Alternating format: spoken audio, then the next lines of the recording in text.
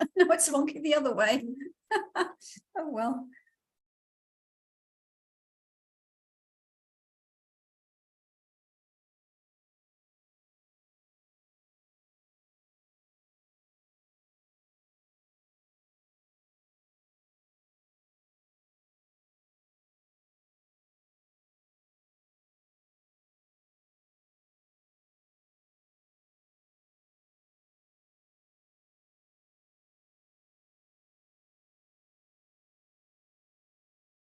Why is it doing that?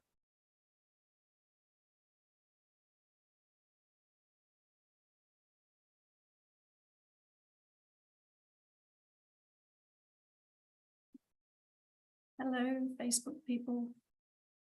Hello, Facebook people. I'm a Facebook person.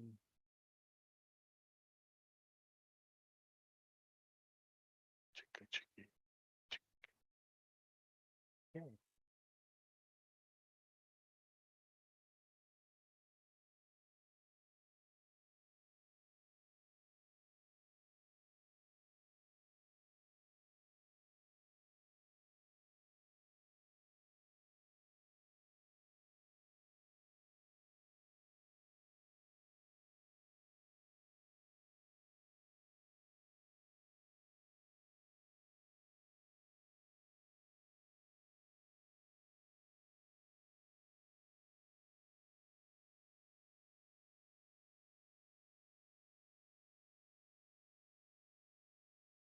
I think we should start recording. That's a good idea.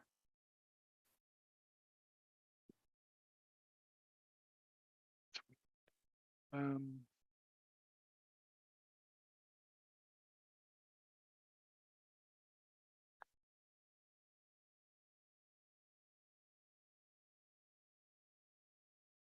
Welcome, everyone. hello, Dr. Leslie. Hi. Welcome to this evening's edition of Unlocking Your Truth with Dr. Leslie, a radio show and podcast. We broadcast on 101.7 FM across the Fraser Valley from the unceded territory of the Stolo Nation every Tuesday from 7 to 8 p.m. Pacific time.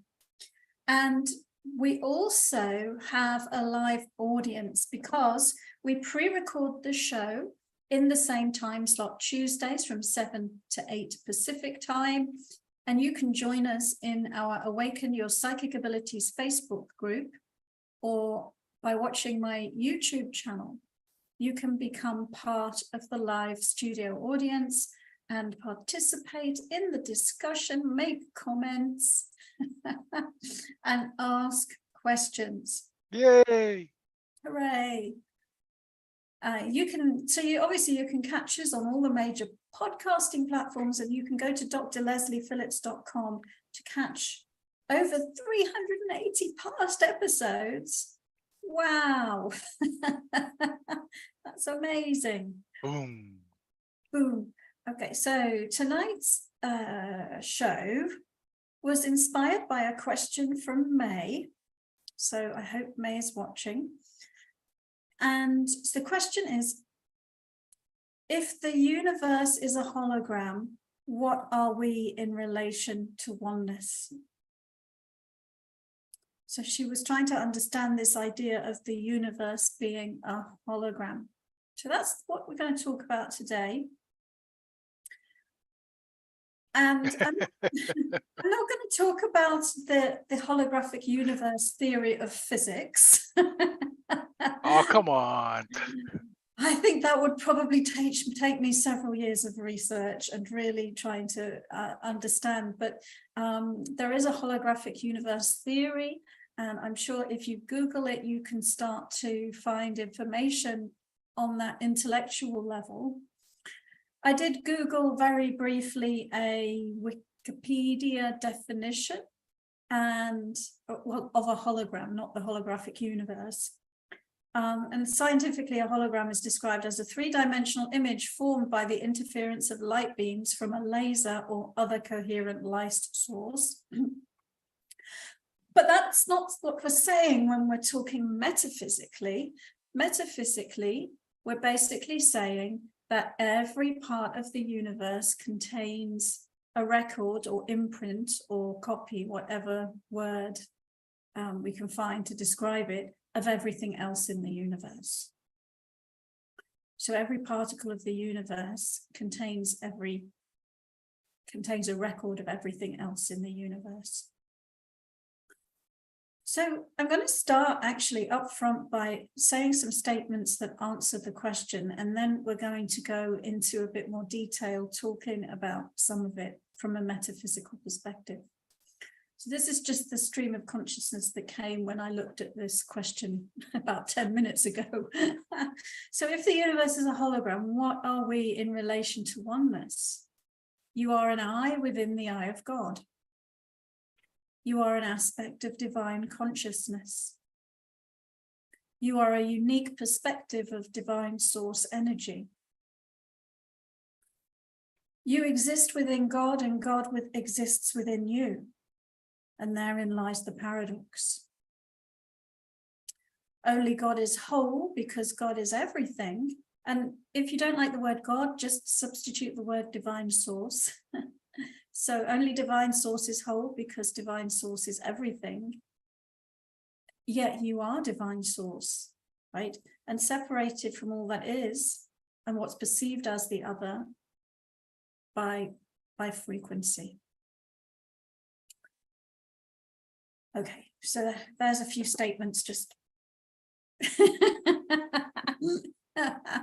let it land in your crown chakra.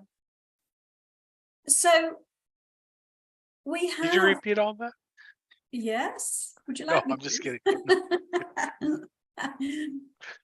So we have in our, I guess, annals of historical mystical teachings references to this in Genesis, in the Christian Bible, and therefore I'm sure it's probably in other religious texts, because Genesis is a book that sort of, I think you'll find it in other places, the same idea.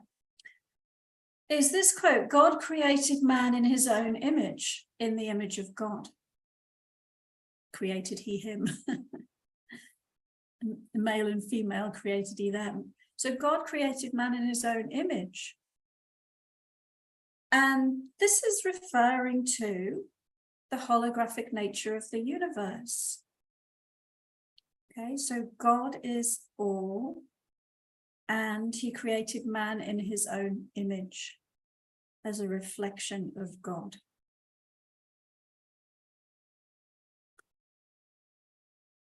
We also, I quite like reading Lao Tzu sometimes, and he talks about the one thing and the 10,000 things, the one thing and the 10,000 things. And I believe that that is also referring to this idea of the holographic nature of the universe. So I'm going to read out just some quotes from Lao Tzu for you to imbibe.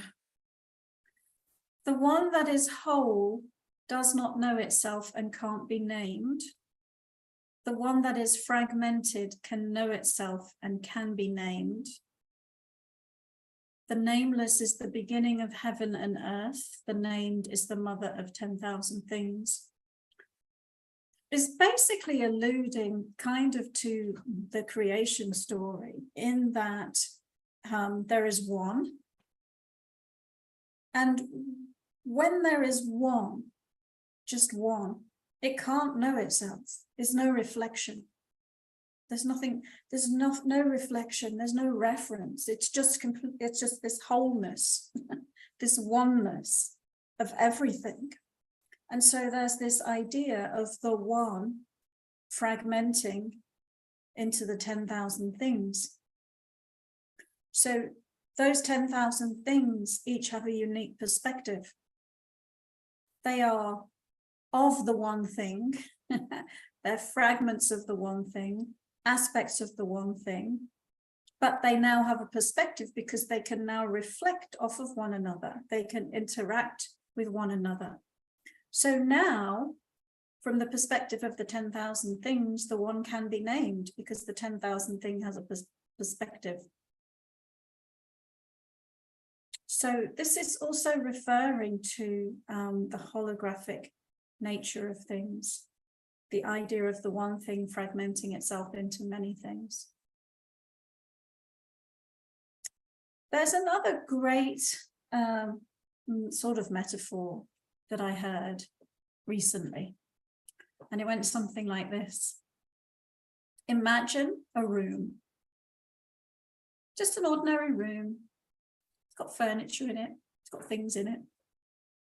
And to you, you can see the chair, the table, the light fixture, the mug of coffee. You can see all of those things and they look separate to you.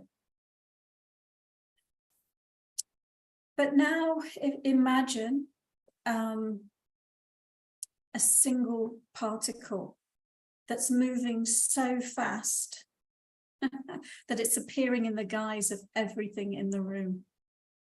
But it's moving so fast between those things, right? So the idea is that it's like the one thing creating the many things. It's the same single particle in everything, shifting frequency and becoming the many 10,000 things, but it's the same particle. And I think I heard that from something I was listening to, a channeling from Bashar. And so that then made me think about the 5 laws of creation, which is from Daryl Anker channeling Bashar. And one of the 5 laws of creation is the one is the many and the many are the one. So that very closely reminds me of the one thing and the 10,000 things from Lao Tzu, actually, and the idea of the creation story where you have the one, which then creates heaven and earth and all the people and everything.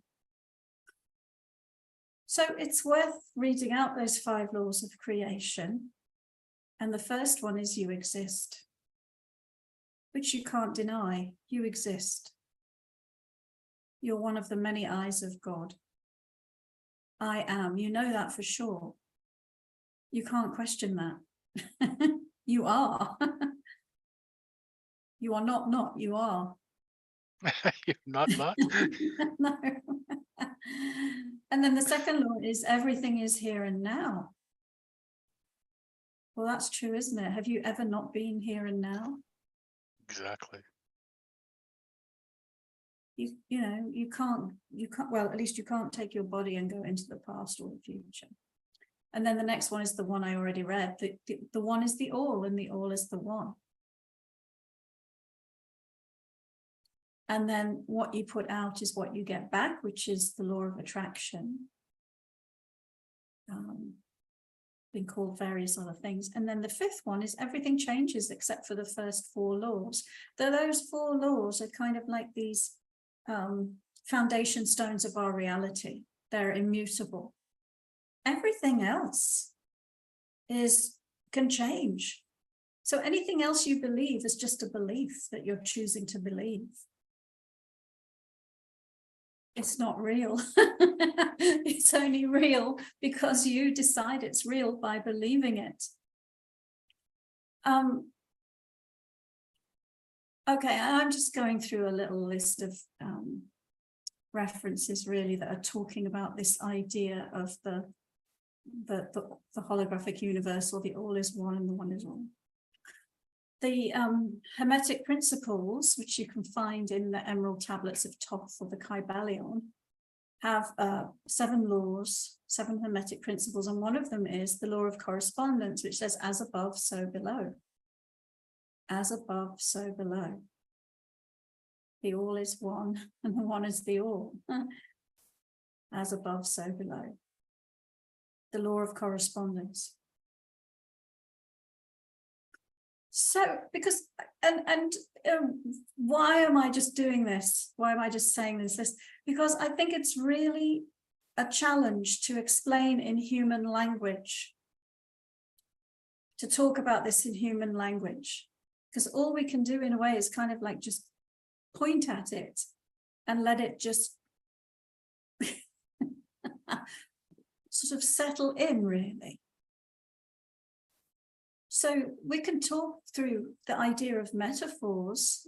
One metaphor that is used very often is the ocean and the drop. So the ocean is the cosmic consciousness, the oneness, the all that is, God, divine source, all of those different names that we use to describe it. And that one ocean can become many drops. And you are one of the drops. And it's water, isn't it? Whether it's an ocean or a drop, it's water. So that's also like winking or alluding to the holographic nature. It's still water. It's all water. The ocean is water and the drop is water. And the drop is experiencing itself as separate from the ocean, yet it still is it's in the image of the ocean.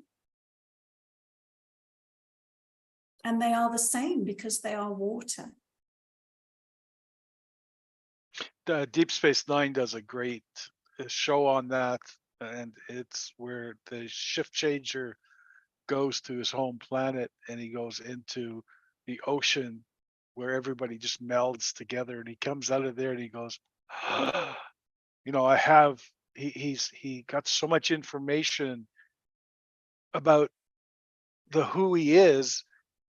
It just freaked him out. Totally cool. Very cool.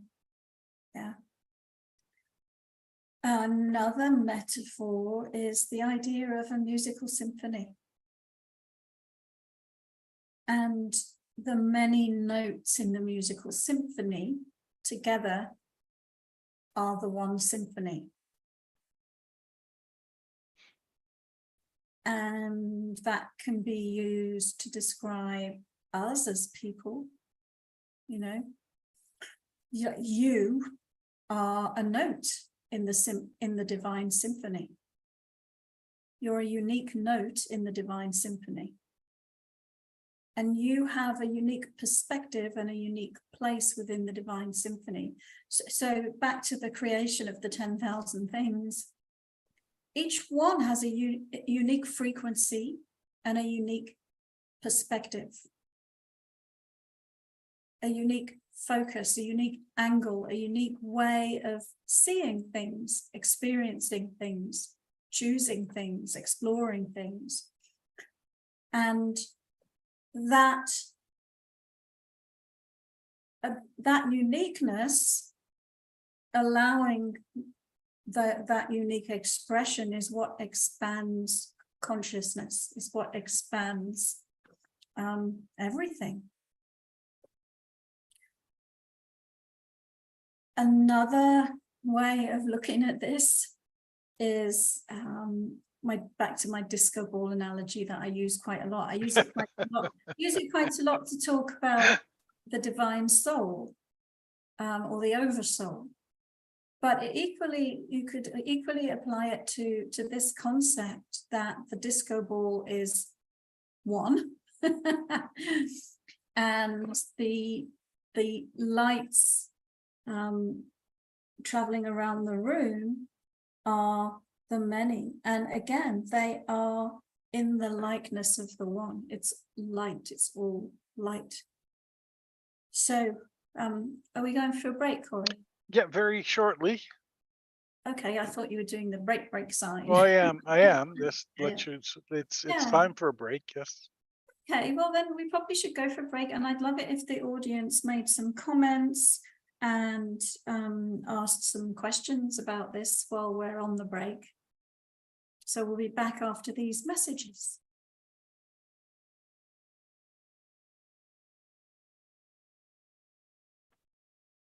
Welcome back to Unlocking Your Truth. Tonight, the topic is if the universe is a hologram, what are we in relation to oneness? Confused. So we're talking, you know, like from the human perspective, the human experience, who are we in relation to the universe? Who are we in relation to the cosmic consciousness? Who are we in relation to all that is? Who are we in relation to what some people call God, some people call divine energy? And at the beginning I said, well, you're an aspect of the oneness. You're an aspect of the oneness. You're an aspect of God. You're an aspect of divine consciousness. You are a unique perspective of God source. One of the many eyes of God. One of the 10,000 eyes of God. One of the 10,000 things that Lao Tzu talks about. So I think it's challenging to bring this idea in a way down to the intellectual mind, which is why I've been using sort of metaphors, because it is paradoxical. You know, you are, you know, we were saying you exist within God and God exists within you. What? Huh? How can both be true? So who are we in relation to oneness? Oneness is all frequencies, all energies, everything. And you are a unique frequency pattern, and unique expression that's part of the whole, but is not the whole, yet has access to the whole. So you, from your human perspective, can have access to and a perspective of the oneness, but you can't look at things from the perspective of the oneness, only from your perspective of the oneness. Because the moment that you merged into the oneness and was able to see the world as the oneness, you would cease to be you. You would be the ocean again instead of the drop. Which is why it's hard for us to really talk about it. So another, We have a limited mind to take yeah, all this in, right? yeah, It is tough. It's tough. Like when you start, even when you're using metaphors, it's simple enough to look at a metaphor, but yet to, for lack of a better, to resemble that remark is difficult. I mean, we can't. We're just mere humans with godlike tendencies, but just the human brain, yeah, and it is really difficult. I mean, like people take everything so literally. Say, well, if I'm a hologram, why can't I get skinnier? You know, like just like an instantaneous thing. And in essence, you can, when you reach that frequency, that vibrational state where you can, because a laser, a hologram, what the laser that's used to do it, takes a lot of power to create. It takes a massive amount of power to create that hologram. And so you have to, as a human person and a spirit, you have to create or access a lot of power to make an instant physical change. But it's not a lot of power like, it's a lot of power spiritually, just like Jesus and the other masters have done. It wasn't force, but they had to reach that vibration. yeah. So when you were talking, I sort of thought, well, you know, it really has to be experiential. It's the mystic's journey, you know, to experience God within yourself, to have a direct experience of the oneness within you. It really can't be talked about. It has to be experienced. So let's see, another way of thinking about it. We are one. So you are a single human being, yet we are one as a species, aren't we? You have, I mean, you can think about particles, atoms, molecules, cells, body. Oneness is the interconnectedness of all things. So you have a body, and within it, there's an interconnection of molecules and atoms and organs and all sorts of things, isn't there?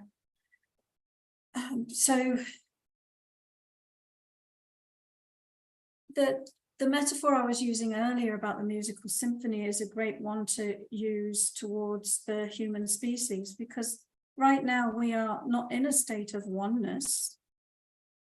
We're in a state of polarity. And yet each one of us has a unique note within the symphony of the human species. And if we can, each of us manage to play that unique note, then there's beautiful music, there's a beautiful symphony. But while we don't, there's discordance. And so that's saying we each are meant to be the unique aspect, the unique one of the 10,000 things that we are. We're meant to express our uniqueness in the world as clearly and authentically as we can. So who we are as part of the holographic universe is we're unique expressions of the one.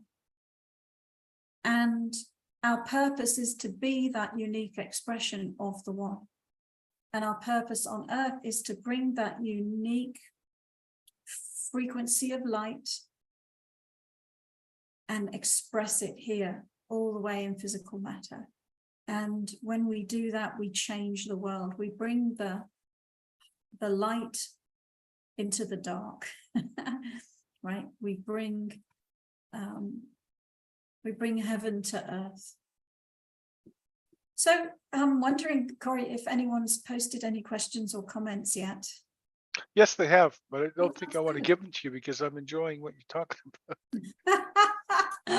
Well, I don't know how much more. I've got one or two more metaphors if you No, like. no, that's okay.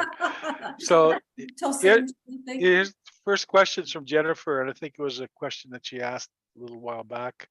She said, I wasn't able to hear the answer to my question yet about seeing an eye during meditation. So I guess that's my question. What could that mean? We gave an answer, I think, at the time, didn't we? Can't remember. Yeah, I did. I think I said something like, well, it could be you experiencing yourself, although I find it personally more usual to experience myself as light, but it's possible to see, so see yourself as light in the center of your head. I also said it could be a being. I've seen eyes looking at me out of people's faces when they've got invaded by a being. And then I probably also said, well, it might be some kind of symbol or metaphor for something. And so it could be a symbol or metaphor relating to your ability to see, to your clairvoyance opening up. And then I also seem to remember talking about that just the general symbol of the all-seeing eye, which is, well, there's lots of things about it, isn't there? You know, it's on the top of the pyramid in the dollar bill. So it's often associated with the Illuminati, but actually the original meaning is kind of like we were talking about today, which is the one and the many, the one eye of God, the all-seeing eye.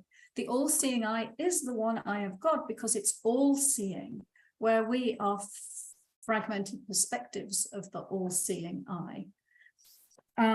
And I also remember talking about how, you know, there's often used as a protection against curses. I think in Mediterranean cultures and so on, they all wear jewelry with an eye on, or they paint it on the prows of their boats. So what could it mean? There's different things it could mean. And so I think, and I did look at it at the time, I think it was only last week or the week before. Those are my suggestions. I don't really want to go into trance and look at it again.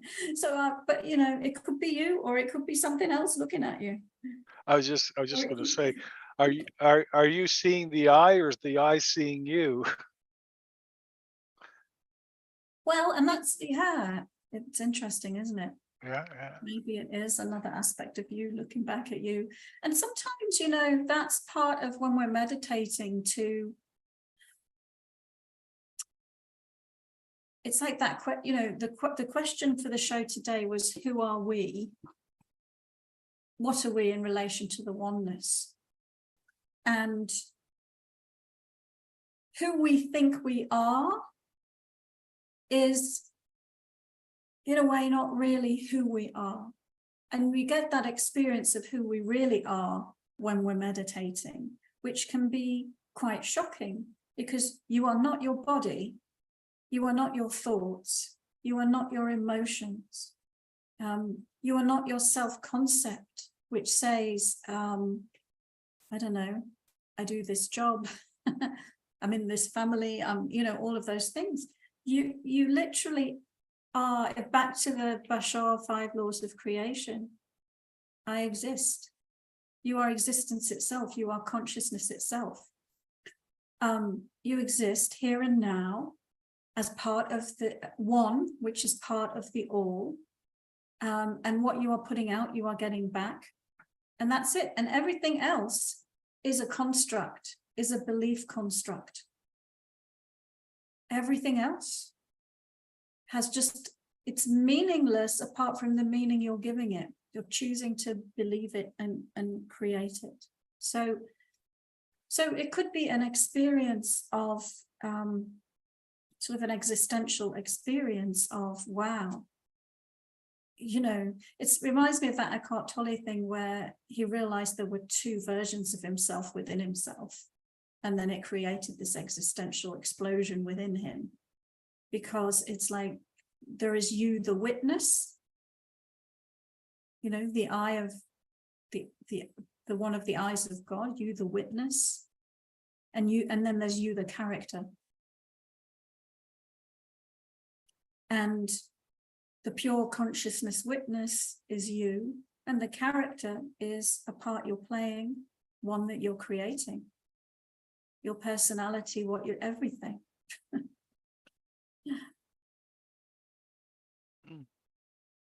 That's interesting. Thank you, Dr. Leslie. And this is for May. May says, could we say that everything is contained within a blob of plasma? Within a blob of plasma. If you want to. We could say anything, could we? We could, if we wanted to say that. Apart from, because it's another thing, isn't it? Apart from those 4 certain aspects that we were just talking about. Well, it's interesting. So let's look at that. Let's look at that question.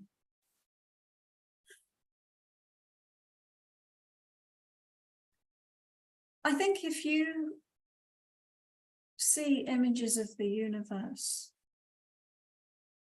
there are some photographs that I've seen, I don't even know the correct nomenclature for this, where you can see that there are these threads of connection between galaxies.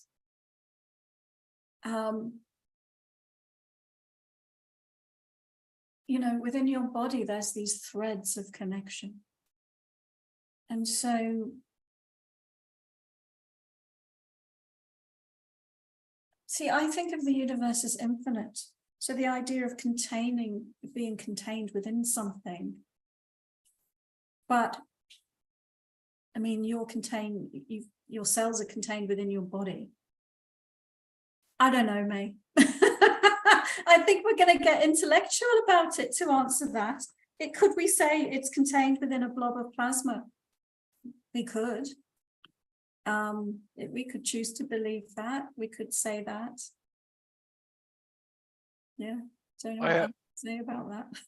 I had an experience once, and I think I probably shared this at one point with the group years back.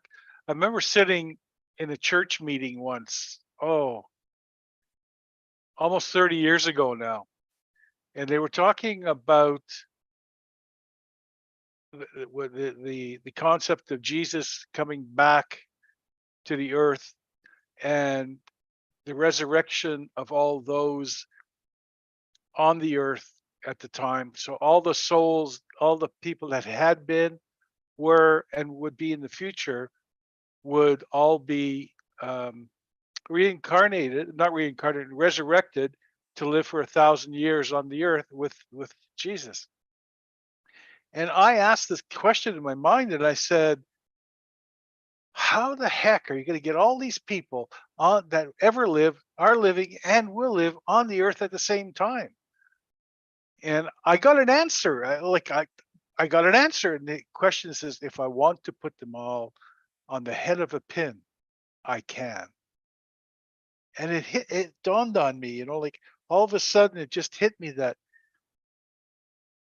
this ominous power, this oneness, this universe that created everything can actually do anything, and we're actually doing it. But it's all in reference points as well. I mean, we're looking at something, when you look at putting everybody on the earth or putting everybody on the head of a pen, it's just the reference. It's got nothing to do with who you are. If you want to put them on in a microscopic dot, you can do that as well. If the power wishes, if the universal power wishes it, that's it. And who's to say? And then when it hit me, and at that point I said, oh, we already are. If you look I at was just about to say that. It already is. Yeah, if you look at the universe, if you look at the respective, we're all of us living on the head of its tiny little pin. Well, not only that, that the entire creation is. If you go back to that idea of the single particle of God, right? It's got no dimension, it's got no time, it's got no space. Everything is contained within. I don't even know that we could say minute, but it's a single outside space and time thing. It is very much so. But just so to answer your question, that's all depends on this perspective that you're looking at. What I like about your answer is, yeah, exactly. It depends on your perspective, and it's like, as humans, we go in our intellect and we go, how is that possible? I need to understand it. I need to put some boundaries around it. I need to categorize it. I need to label it. I need to, which is what you were trying to do. And then it was like, that's your perspective. I can put them all on the head of a pin. Yeah. And what I came to realize afterwards, that the voice that I was hearing was my higher self. And so that was the other aspect of that. Anyway, Dr. Leslie, it's time for another break. Okay, let's do that then. Take another break. Be back in a moment, folks.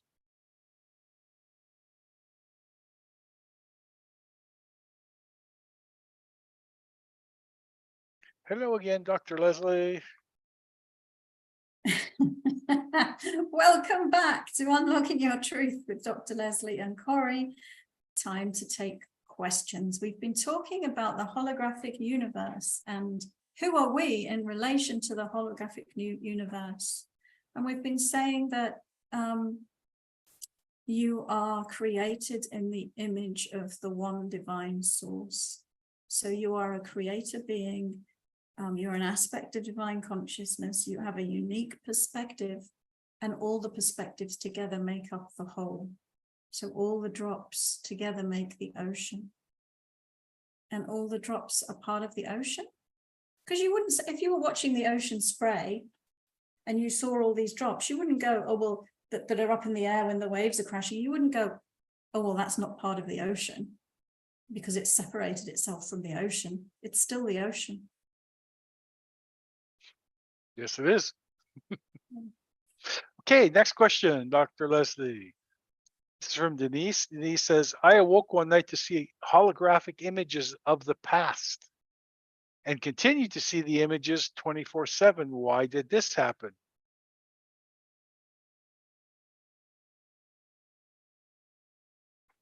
So, I think when you're saying holographic images, you're probably just meaning three-dimensional images. Well, it just sounds like your clairvoyance is opening up.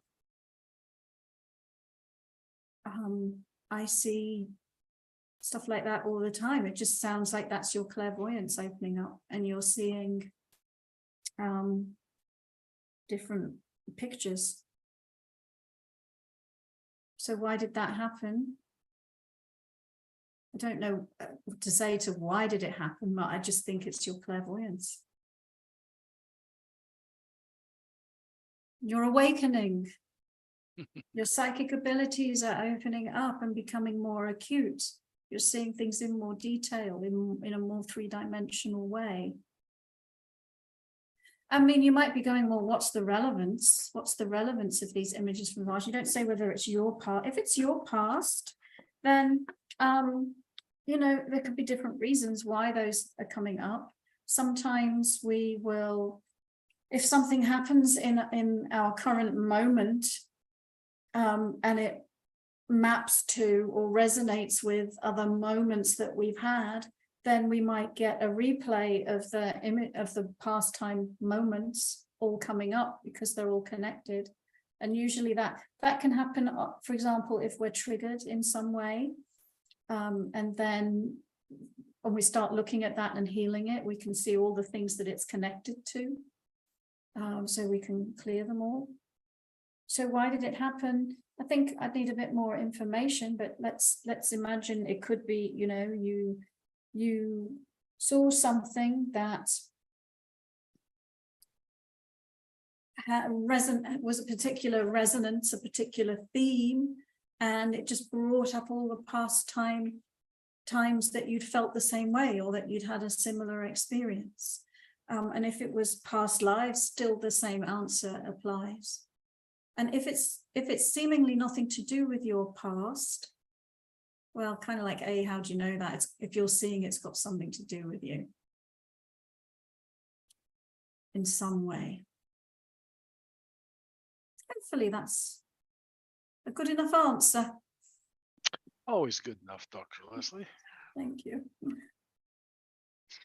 More than anybody started out with, so. This is from Cabana Roulette. Cabana Roulette? Yeah, I remember they told me their name last week and I can't remember it. Okay, in regards to a drop in the ocean, I seek understanding on the subject of those that have transitioned and are still very connected and communicative to those loved ones still living on Earth. Yeah. That's an interesting question. It is an interesting question. Because it's like, well, how can they now be the ocean and still be themselves? And it's one of those paradoxical things that's so hard for the human mind to grasp, isn't it? That'll put you into an existential crisis right there. And there's no simple way to explain it to the intellectual mind for an intellectual understanding. So they never lose the drop that they were. And they continue to be that drop. Because as the drop, you are in time, space, reality. As the ocean, not really. So the ocean contains all experiences that they've had, everything that they ever were or will be. And that drop that they are is still in the ocean. So And there is an interconnectedness between the drops that are still alive and the drop that has merged back into the ocean. And that interconnectedness, it sort of can, let's think of it like a magnet attracting iron filings, or that drop being sort of pulled back out of the ocean a little bit. So there's an attraction force that is continuing the relationship. And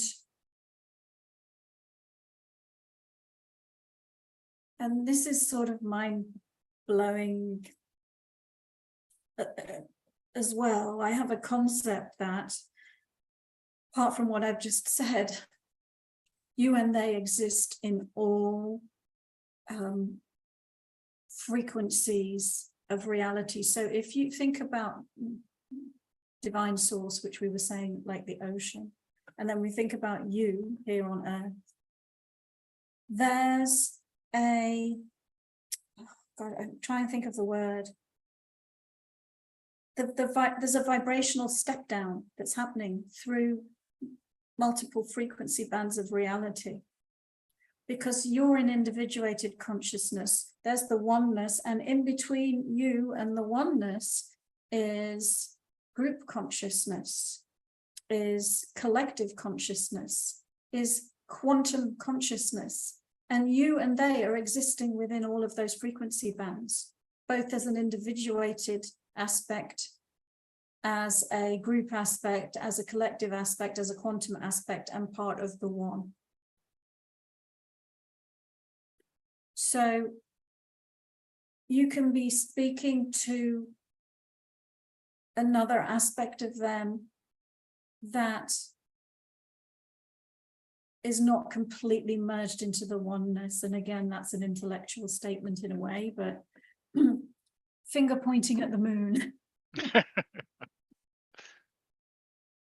No finger pointing at the moon. You know, I'll tell you a story about that. Many years ago, like a long time ago, I was at some kind of event, some kind of lecture, something. And there was this man, and I don't even remember his name. I think it was Radovich or something like this. And he was a sacred geometry teacher. And I spoke to him afterwards. I don't know, I liked your talk or whatever. And he said, I have a message for you. You're looking at the finger pointing at the moon. And it's one of those moments, you know, when the great master says this riddle to somebody, and then they spend years going, finger pointing at the moon, what does that mean? And I finally got it. That it's, you know, it's this idea of we're trying to intellectualize and explain concepts that can't be understood on an intellectual level.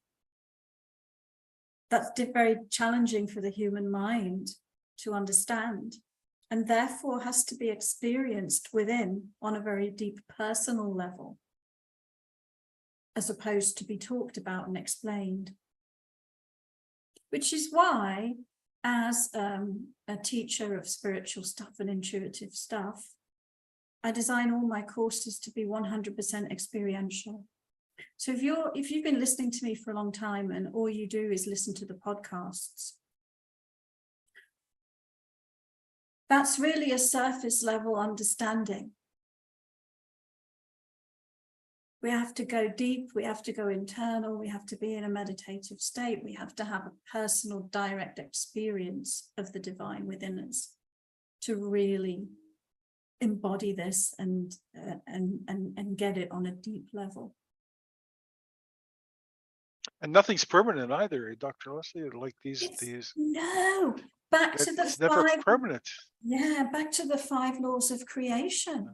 And that's another challenge, and it's a challenge actually for all spiritual teachers at the moment, because things are shifting so very quickly. Something that they taught 10 years ago or 5 years ago or a year ago, their concept of it can have changed, because remember, you exist, everything is here and now, the all is one and the one is the all. What you put out, you get back. Everything else changes. And right now, things are changing very, very rapidly. And we're also entering experience that's there's no reference point for often. Yeah. But even personal experiences with spiritual things. I mean, I've had some amazing experiences. So have you. And the experience, I remember the experience, but I can't say I remember the completeness of it. You know, I don't want to use the word feeling of it, the experience of it. I have the understanding, but not the experience of it. Because you are actually not in this moment, you're not the experiencer of it.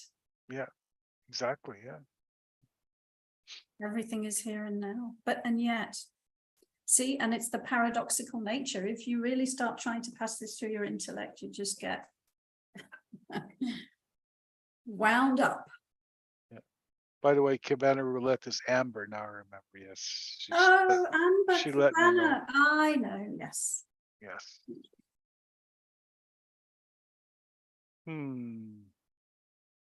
Yeah. Okay, next. This is from Brian.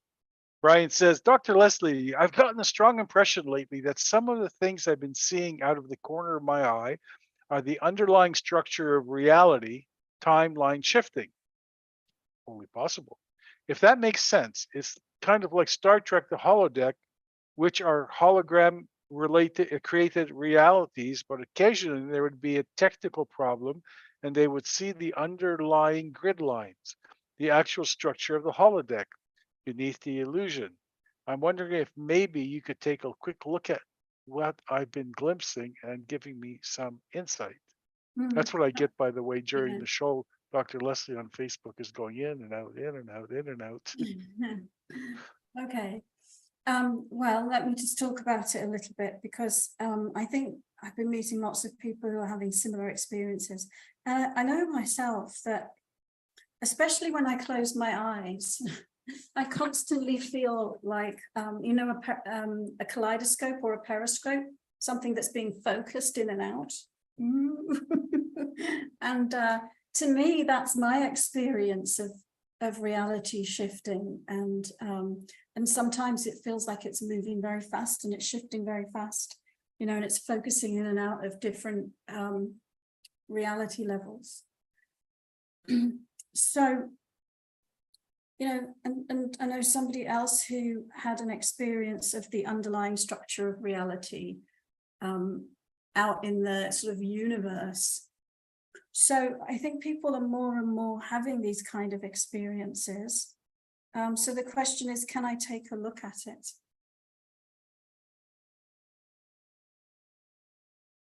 I guess. I'm not feeling like doing psychic looks at things, which is a bit silly, isn't it? Because the show is really more of a discussion rather than, doing psychic looks.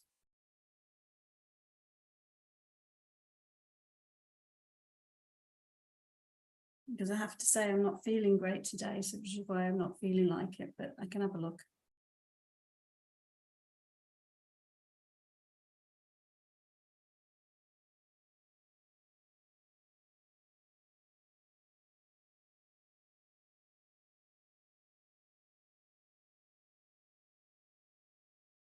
The way I'm seeing it, I'll sort of describe it through a metaphor. When you've seen those pictures of the planet Earth, and it's in nighttime and it's in darkness, and then there's light starts to come, and you've just got this slither of light around the edge of the planet. So it's like I'm looking at you, and your body, your ordinary self, is like the planet Earth. And then it's sort of backlit. And then there's this light of awareness coming behind it in a kind of backlit way. So it feels like it is exactly what you're saying it is. And you're getting glimpses of it, because it's almost like you're simultaneously having the everyday you with a greater expanded you, and the two perspectives are both present, and you're having an awareness of both. And so that's what it looks like to me, that there's this sort of, I'm doing this because it's a bit like that kaleidoscope, there's this expanded version of you with a wider perspective and of things, and then there's the everyday you. So hopefully that answered your question. I'm seeing that you are broadening your perspective, opening up to more of you. So it's like there's like a simultaneous experience of the small you and a larger you. Maybe we'll say it that way. One more question. We're almost out of time, so if we could squeeze this in. This is Zachary. Have you found others like me that I have known when others will be born, or those who are about to pass? I call them knowings. Sure. Yeah. That's your knowingness. It's a psychic ability, another name for it's claircognizance. It's located or channeled through your crown chakra.